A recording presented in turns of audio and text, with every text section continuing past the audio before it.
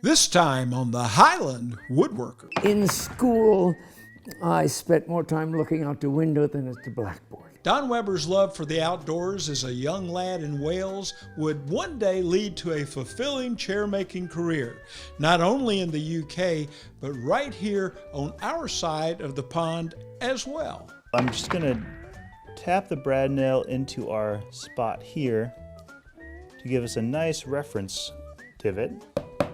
Plus, come full circle using your table saw. Popular Woodworking magazine shows us how.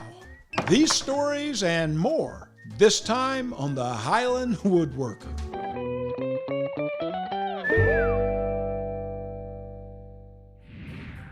Hello, I'm Charles Brock and I'm a Highland Woodworker. I just love coming to Highland Woodworking in Atlanta, Georgia. It's where I get all my fine woodworking tools and a great woodworking education. Don Weber has been working greenwood for half a century. He learned the ins and outs of the craft in the woodlands of Wales and then took the tradition back to the States. Before long, he was making quite a name for himself, turning logs into Welsh stick chairs. You're in for a real treat as we introduce to you Don Weber in our Moment with a Master. I'm so thrilled to be with you in Paint Lick, Kentucky. Huge place. And this is your home?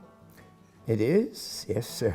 Your shop, and it's just wonderful. This is like walking into a chair maker's dream here. Also, a canoe maker's dream, as we have canoes hanging from the ceiling and in progress. You are a real treasure. I want to know what inspired this treasure. Tell us, where did you come from and how did you get here? Well, I was born in the States, but I grew up in Wales, in a crossroads village called Llandrindid, Wales. And I was always an outdoor sort of person. I spent most of my free time out in the woodlands, walking along streams, fishing and watching wildlife and that sort of thing. So in school, I spent more time looking out the window than at the blackboard, you know, because I wanted to be out there.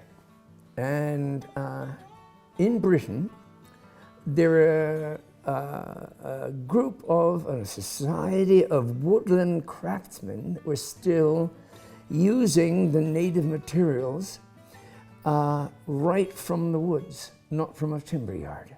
Wow. And I was inspired to not only do woodworking, I apprenticed out as a turner. I learned the trade of working at a lathe. And when I traveled, my old dad made me a toolkit so that I could mend broken chairs and pay for my journeys. We didn't have much money. It was the way of, you know, my being able to travel and experience the world. I had a very simple lathe, which was a U-shaped bracket, you know, a couple ends dovetailed onto a plank, and a couple bolts sticking out of the side with the points ground off them, and a bicycle inner tube, a piece of string, and that was my lathe. Wow. So by putting my foot through the loop in the string that was attached to the bungee or the inner tube, the cord wrapped around the stick would spin it and I'd carve it and repair a chair leg, make a rung, make a spindle, all with this little rig that my dad set up with me.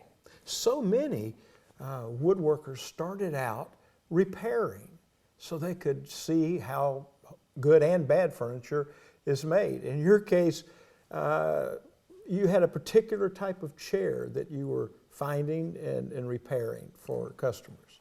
Well, in Britain, the Windsor chair was the poor man's furniture. Before the Industrial Revolution, people sat on stools and benches and boxes, you know. it was too expensive to have the cooper or the wheelwright make you a piece of furniture. So you sat about on that. But at one point, some enterprising farmer put some sticks in the back of his milking stool and found a branch on the beach and made himself a chair with a back on it. So he could rest at the end of his labors, at the end of his day. Yeah. And that was the beginning of the Windsor chair as we know it. What denotes a Windsor chair is it's a plank of wood with legs sticking out at the bottom and a spindle sticking out at the top. And that's what's a Windsor. It's a carved seat with legs and a back. So after having mended lots of chairs, I found the ones that were most comfortable. The High Wycombe Windsor, or what we call a wheel back Windsor, because the back slat was carved in the shape of a wagon wheel, most probably because it was a wheelwright that made the first one, and that was his badge. Sure. Right? Yeah. In the slat, was the one I would end up repairing most, you know? And the Windsor chair industry developed around High Wycombe outside of London. And the craftsmen that built it were in three groups. There was the bodger, which is what I am, as a turner, a woodland turner. The bottomer, who adds out the seats, and the framer, who did all the stick work. So you had three people basically building the chair. So the bodgers would go out in the woodlands and they would buy the trees at auction from the estate agent. You know, the squire had his forester mark trees for thinning, so when they did their fox hunts and things, they could get through the woods, you know, easier. Woodland management, you know, timber management. So the bodgers would bid on the timber and then would go out into the woodlands, and they wouldn't carry their machinery with them, but only the metal bits. And they would construct their lathe in the woodlands where they cut the timber, which they then split and shaped and shaved and turned and sold by the gross to the factory that put the chairs together. Wow. So the bodgers they cobble things up. That's what bodging means. To bodge something up means to cobble it together with what you can find. Yeah. So they build a little hovel over the top of them to keep the rain off. The shavings would make the fire for their cups of tea to keep them going. Mm-hmm. And they would sell these roughly turned chair legs by the gross. They would sack them up and cart them off to the factory and sell them to the factory. Don, there came a time when you left the woodlands and you came to the States. You migrated into some artisan communities, large communities and some small communities. Where did you go and how did that take place? Well, when I first came to the States, I lived in New Mexico. And I lived nearby an Irish friend of mine who I'd known for many years. We still see each other. He moved out to California from New Mexico because his wife was training to be a midwife. He ended up working in an apple orchard on northern coast of California. Mm-hmm. I was sharecropping a little farm near the commune that he lived on. I was not communal, I'm really a solitary sort of person, you know. And I followed after and ended up working with him in the orchards, picking apples in a town called Elk. During my stay there, I encountered a fella in the village of Mendocino. And he had a lumber yard, so I started working in the lumber yard. And while I was there, I started mending chairs for people. Ah, here we go again. I found, yes, you know, The local restaurant needed their chairs tightened up and mended. There's People always in the a loose community, tenon. There's always a loose tenon. There's a fractured rung. There's, so I started mending furniture again.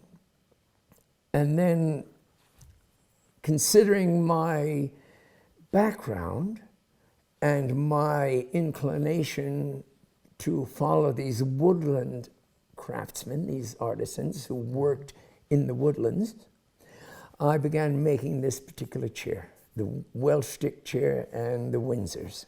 Well, Don, I just love the design of the Welsh stick chairs. But I do have a question. There are like 4 spindles under, is this the comb? Or This is the comb, yes. Yeah. And over here we have 6. A lot of chairs, like a Windsor chair, is, I think, a nice Windsor chair has an odd number of spindles, has a spindle in the middle. Why don't these have a center spindle?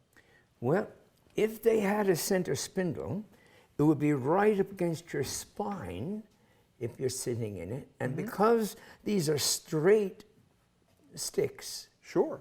there's no lumbar curve in them to support your back. Yeah. So if you had a stick up the center, your back would be right up against that stick. So I use even numbers. The Welsh chairs had even numbers of sticks across the back, I see. so that it cradles your spine, either side of the spine. Yeah. So even numbers. Now this is a Carmarthenshire chair, and this one's a cardigan chair. Different regions. Different regions in Wales on the coast. The originals from St. Fagan's Castle were 3-legged, that one step up from the milking stool, with a very massive carved arm. I see. Now, the cardigan chair is lighter, but in reality more durable than this one. Because? Because the arm is steam bent, so it's spring loaded. And this is joined. This is a half lap joint here, and then capped with another timber.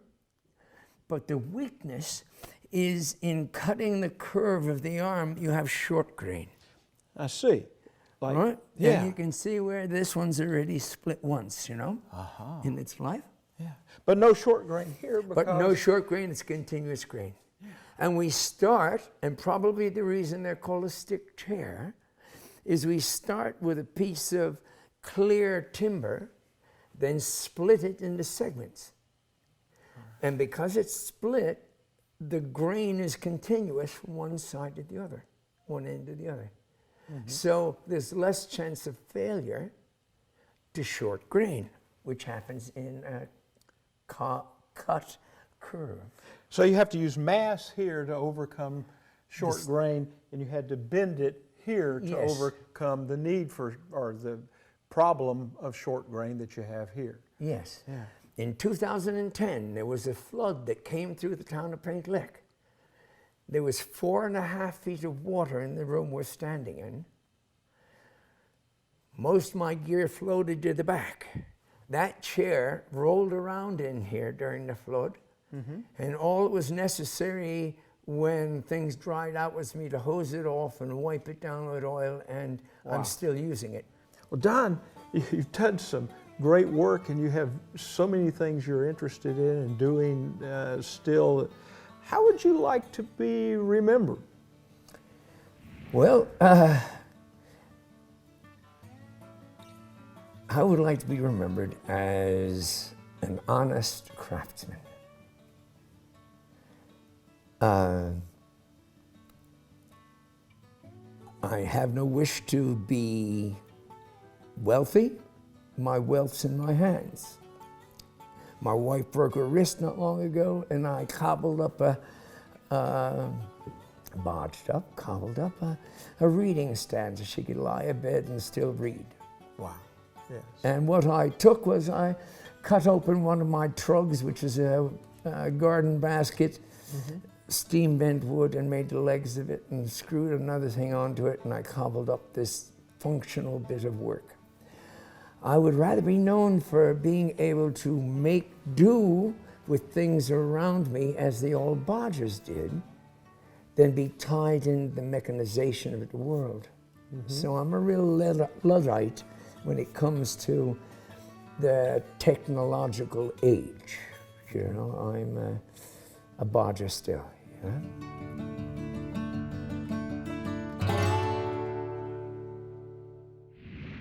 When we come back, we'll head back to Don Weber's Paint Lick Kentucky workshop to see the steps it takes to go from a log to a chair leg.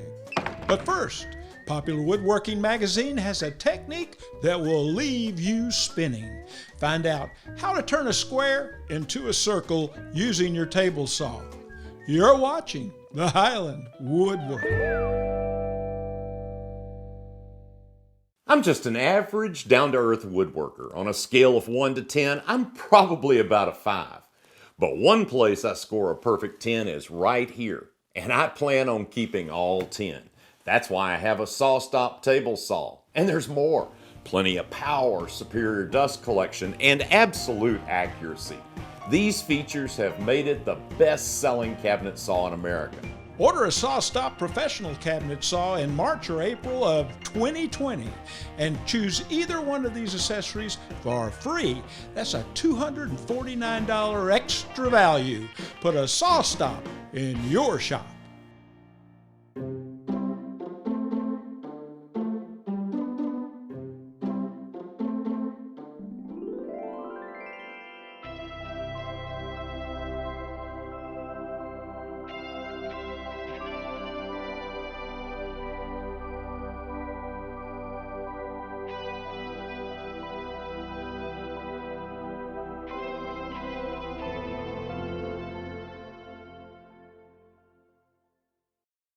Highland Woodworking stocks a wide selection of Rikon power tools, known for their innovative design and rugged durability. Highland has sold thousands of Rikon's industry-leading bandsaws with sizes to fit every woodworking need, from the compact affordable 10-inch model to competitively priced 14 and 18-inch models. Shop us also for Rikon's reliable planers, lathes, and professional low-speed grinder, all with an exceptional 5-year warranty. Rikon Power Tools. I've been using Forest products for years. You know, they're the maker of the Woodworker 2 saw blade. Gives great cuts on your table saw every time. Now I have a chop master for my miter saw. I have a dense piece of 2x2 walnut, and as you see, it cuts like butter, leaving clean cuts at 90 degrees. Forest, the cuts will make you smile every time. Highland Woodworking has been a leader in woodworking education for more than 30 years. They offer all kinds of woodworking classes year-round, ranging from how to hand-cut dovetails and mortises to how to sharpen a plane or a chisel, how to build a cabinet, a chair, or a bookcase, or how to turn a wooden bowl. There are classes on wood finishing, French polishing, and even antique furniture restoration. For a list of upcoming classes that may interest you, just look in their catalog or go to highlandwoodworking.com.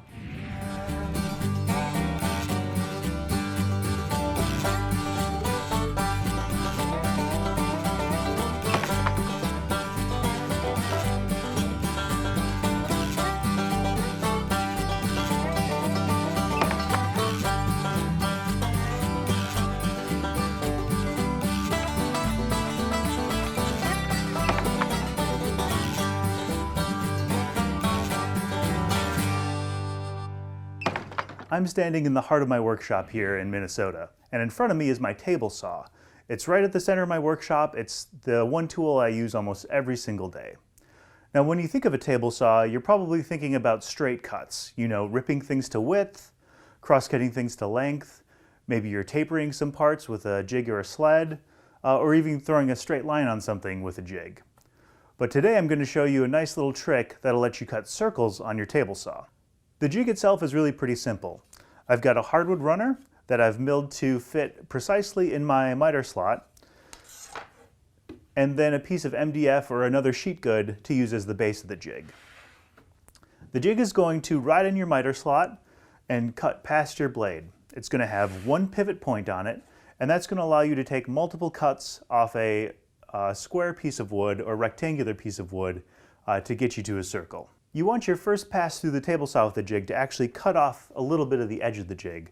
That way your jig is calibrated precisely to the exact placement of your blade, and that's going to be important later on when we're determining the size of our circles. So I'm going to measure from the edge of my blade to my miter slot, and that's about 5 1/4 inches. So from the edge of my jig, I'm going to make a couple of marks at 6 inches.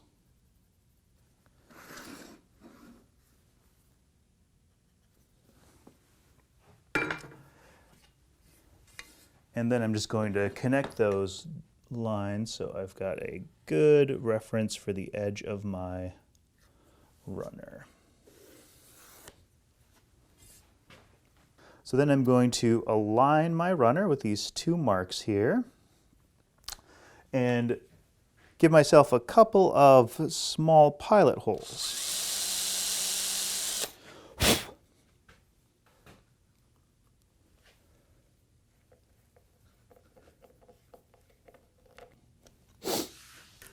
Next, I'm going to flip the jig over and make the first pass through the table saw.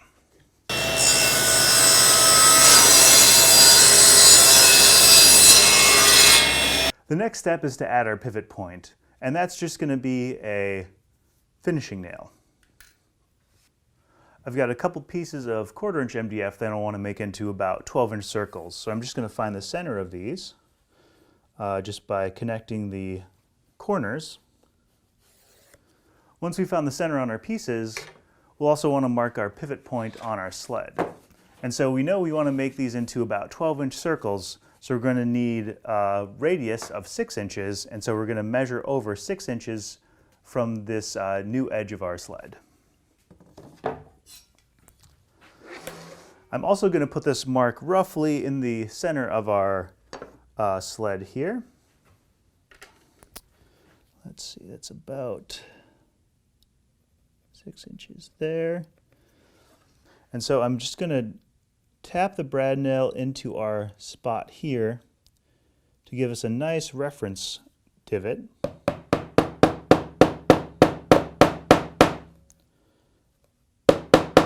There we go. And then we're going to drive that brad nail through the center of our workpiece, and we can start cutting. So now you can see that the piece spins on our jig, and we'll just be going through the blade and cutting off corners at a time.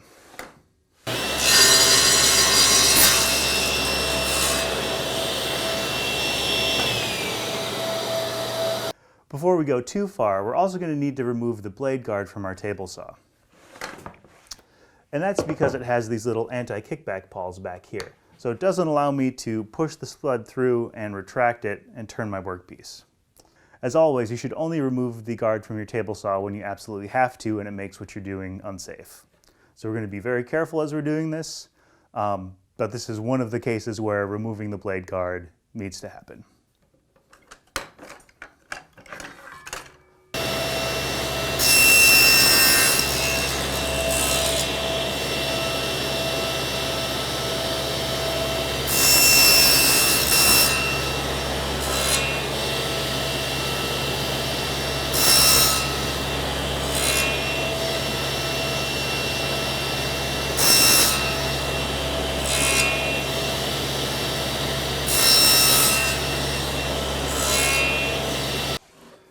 And then the last step to get a perfect circle is we'll move it into the blade, and then we'll just rotate through the blade as it's cutting, and that'll leave us with a nice smooth edge.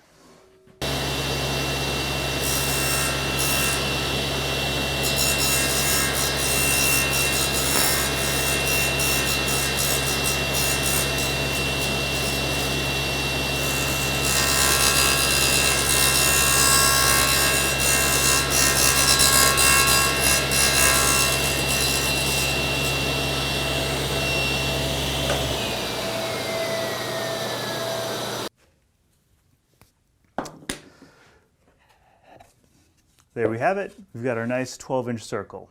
Now this jig comes in really handy if you need to make wheels or a bunch of circles for a sign. I've done that a few times. But it also is expandable. So let's say you need a 36-inch circular tabletop. You can measure over 18 inches, that's your radius, and do the exact same process. Now you are limited by the height of your blade, so I'd only recommend this for material that's up to 1.5 inch, 2 inch thick if you're going slow. It's not going to replace a bandsaw for roughing out bowl blanks, but when you need to make a quick circle, all you've got is your table saw. You'll be all set. Thanks for watching. We'll see you next time. Coming up, Don Weber, Unplugged. You're watching the Highland Woodworker. Meet the Bora Centipede, the lightweight and portable workshop table that supports up to 3,000 pounds, stores in a small space for tight shops, and opens into a work table to bring your work to a comfortable height. This makes the perfect companion for your track saw. Comes with X cups and hold downs to secure your work. Upgrade your shop today. Whiteside Machine Company has been in business for over 30 years, providing customers with quality router bits. Fine Woodworking magazine has declared Whiteside router bits best overall and best value when compared against 17 other brands. No matter the router application, they have the type and profile of carbide router bit you need. When you put a Whiteside router bit to work in your shop, it is guaranteed to make you smile. For 35 years, Lee has manufactured the world's best joinery jigs. From our award-winning dovetail jigs and mortise and tenon jigs, to newer innovations like router table jigs. Easily add strong, beautiful joinery to your woodworking pieces, like half-blind dovetails, box joints, mortise and tenon joints, and through dovetails. Lee, simply the easiest and most versatile router joinery jigs.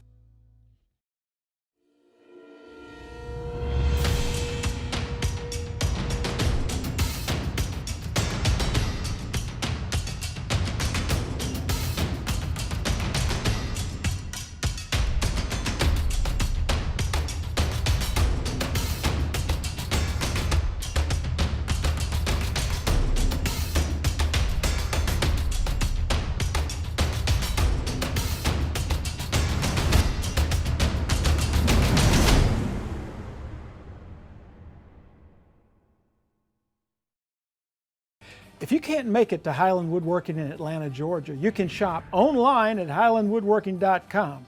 They're great at getting what you want to your shop quick. Let Highland's legendary wood slicer resaw blade help make it easy for you to get great results sawing thick lumber into thinner boards. The wood slicer is designed to cut much faster, smoother, and quieter than ordinary bandsaw blades.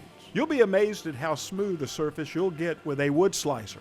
Its variable tooth pattern greatly reduces noise and vibration. Order a wood slicer from Highland Woodworking for your bandsaw today. Well, Don, why do you have two different shave horses that, well, they look the same? Well, they're not the same. If you look at our two chairs, one has a turned leg and one has a tapered leg. Ah, yeah. Right? Yeah. Okay.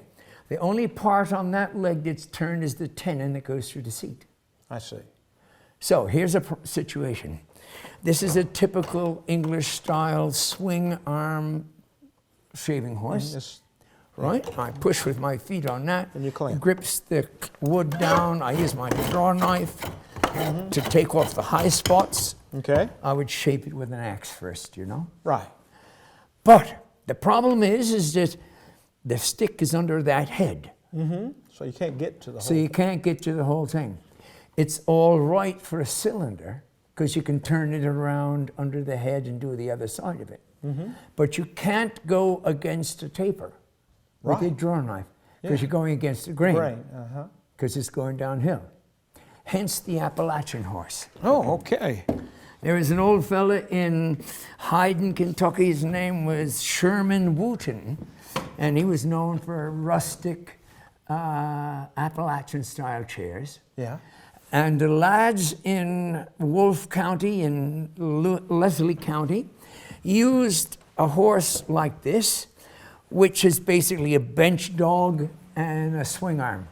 I see. All right? Yeah. So I can take a hand plane, or I can take my draw shave and go from one end to the other in a taper without running into the head. Yeah. I don't have to turn this around.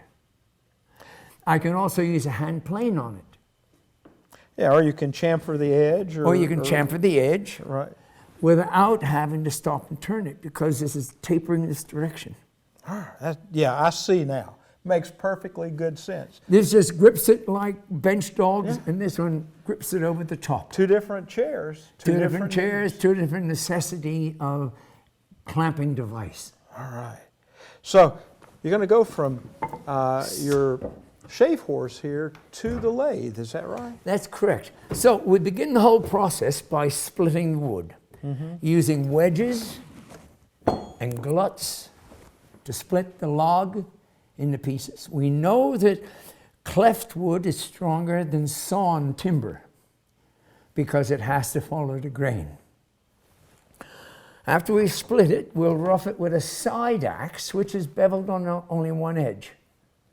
Right, it's flat in the back, and so I can trim the wood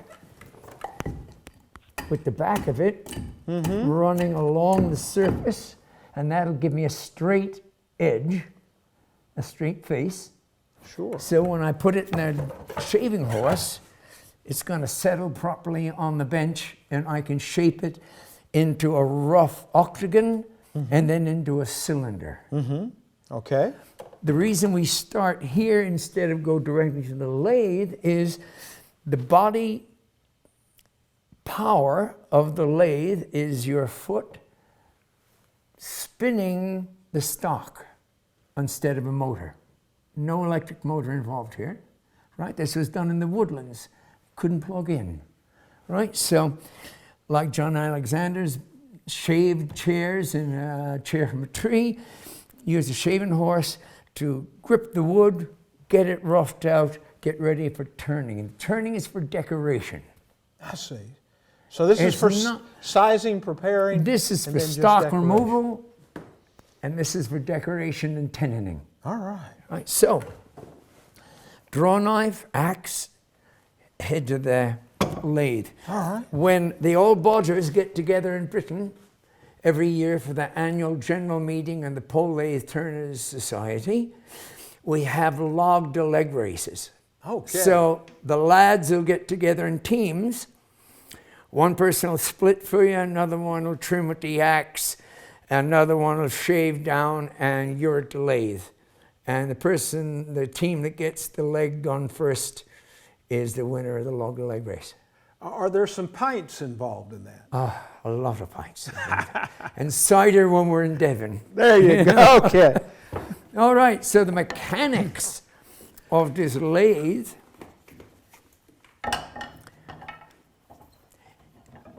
is the lathe, unlike the machine that we use modern day, is only a stand to hold the 2 points that we spin the wood on. These are dead centers. They don't make the wood go round. It's the string wrapped around the wood that makes the work spin. So we chuck it up with a bit of beeswax on the centers to allow them to run smoothly. I've made just a little indentation with a gimlet in the end to find the center. So this is a reciprocating lathe, back and forth, right? Now, I have some adjustments I can do because it's body operated, not mechanically driven, to be efficient, but not tiring. In the woodland, we use a long branch. That's why it's called a spring pole lathe. I'm using a 16th century device that was illustrated in Diderot's Encyclopedia de Mécanique in 1600, 1645. And it's doing the same as the long branch, but I can carry this into a classroom. So you've got a bobbin and string? I've got a bobbin and a cord that goes 4 times through the bobbin. Oh, wow. So when I press down on the foot pedal, it twists the bowstring up, which is the spring action to lift the foot pedal back up again. It's not a direct connection because we need to have travel for revolutions per stroke. I see. Yes. I want to get as much out of my treadle as I can, which means more revolutions here, which means more cut per stroke. Okay. This allows me to do 2 things. One, to have more travel, right? I can get that foot pedal to go farther. If I make that longer, I can get even farther. I can take up slack on the cord, which twists this tighter, which makes this spring stronger. Okay. Right? I'm twisting this up to tighten it up to increase the spring tension. So I can adjust the amount of labor it takes for me to push that pedal down I see. to where it'll grip the wood, but strong enough to lift the treadle back up to the start of the stroke again. So that's balance, right? Yeah. If it's too strong, I wear myself out before I've got a day's work in. Sure.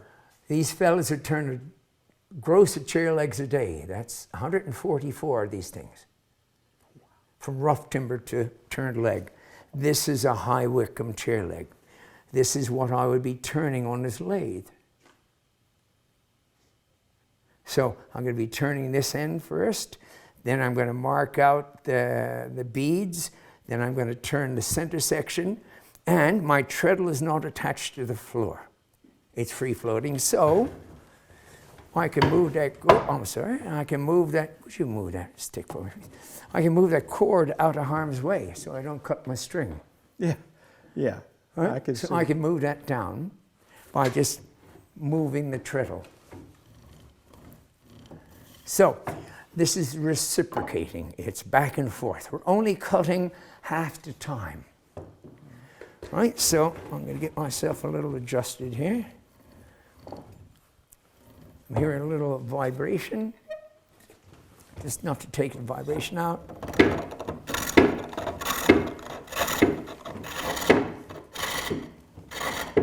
Going downhill. There you go. All right, so I'm starting with the gouge. Now, the interesting thing about this gouge, this is a modern English gouge. It's not half a cylinder, but it's U-shaped. It has 2 straight flutes and a curved bottom. Okay. So when I'm roughing out, I use the curved part of it because it'll take the high spots. But it leaves a ridged surface because of the interruption of the stroke. I see. Yeah. Right? It's wondered not a why. continuous action. Yeah. So what I do is I roll the tool off to the side and use the straight flute like a skew chisel Okay. and level out the high spots. Okay. So you're getting 2 tools in one there. You're getting 2 tools in one. You're working with that Yeah. shape, that curvature. Yeah. Yeah. If I want to level it out, smooth, and do beadwork, I'll use a skew chisel, which was fabricated from the end of a bar clamp, Yeah. you know, a spring-loaded bar clamp, a wetzer. See, I'm not getting the grip. So I'm going to take up some tension here. I'm going to create more tension by taking a loop in that, which is going to pull more off of this, which is going to tighten this, Yeah. and give me more spring and more grip. All right. Okay.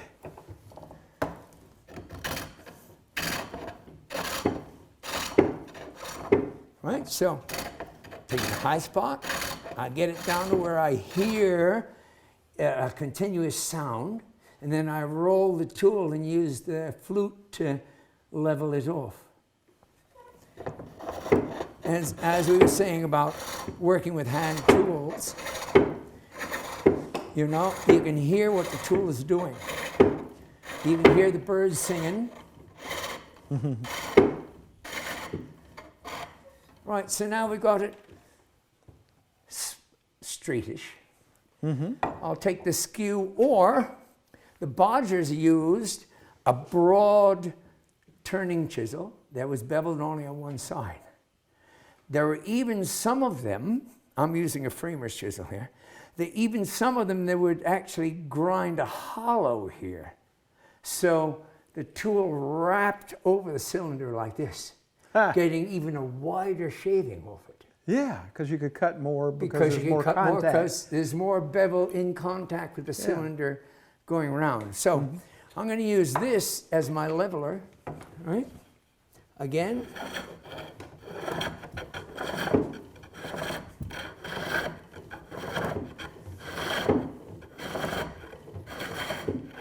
Now, as you know, with a broad chisel, we're only using the bottom half of it, right? Because you have to keep this side up off the cylinder or grab. Right, to keep from catching. Yeah. That's where the skew cutting comes in. You know, we pull that chisel way over here, and we allow it to ride, that hollow grind to ride on the cylinder and support it beyond the tool rest, because unlike our modern lathe, we can't move the tool rest closer to the stock. It's true, yeah. We're limited by the poppet, which is supporting the tool rest. So we have to bridge the gap. So by having the bevel ride, you've got support. it supports, the cylinder is actually supporting the chisel, and then we can get our smooth surface. I tell you what, this is quite a setup here, and it's just wonderful to finally have somebody explain the ins and outs of using the pole lathe this way.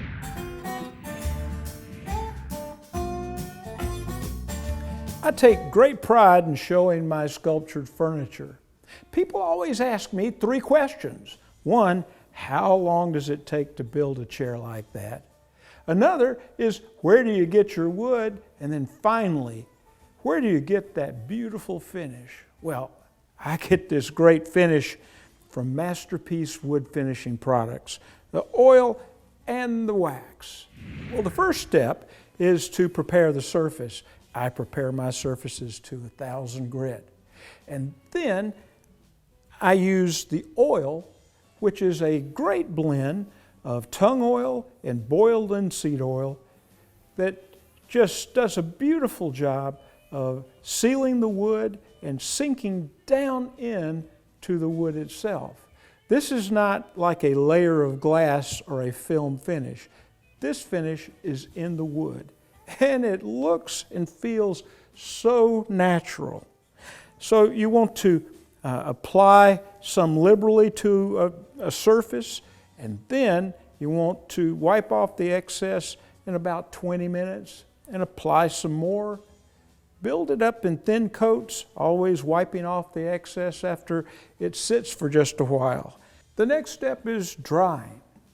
It needs to dry. You need to leave it alone and let it dry. At least 24 hours, if not more. I don't know what your environment is like, but the great thing about an oil and wax finish is you can use it in any environment. Give it plenty of time to dry and let the solvents flash off. When it is dry, you'll know because you'll be able to put some wax in an inconspicuous place, like underneath the seat or someplace, maybe the back of a piece of furniture.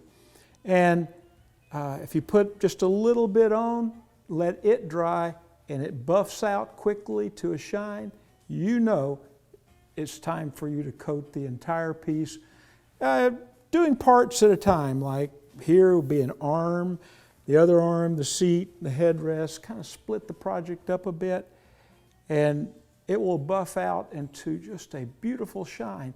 And it's got cornuba and beeswax. The beeswax gives it that great feel. The cornuba actually hardens and will be long lasting. I use Masterpiece oil and wax because they have the best ingredients. The best ingredients give the best results. And remember, it's your masterpiece. Improve your woodworking experience. Sign up for Wood News Online, a monthly newsletter showcasing the latest news, tips, and classes Highland Woodworking has to offer. By signing up, you'll receive the latest episode of the Highland Woodworker, special store promotions, and Wood News Online delivered straight to your inbox. Sign up today. That's all the time we have for the show today. But check us out on social media and come back to see us next time on the Highland Woodworker.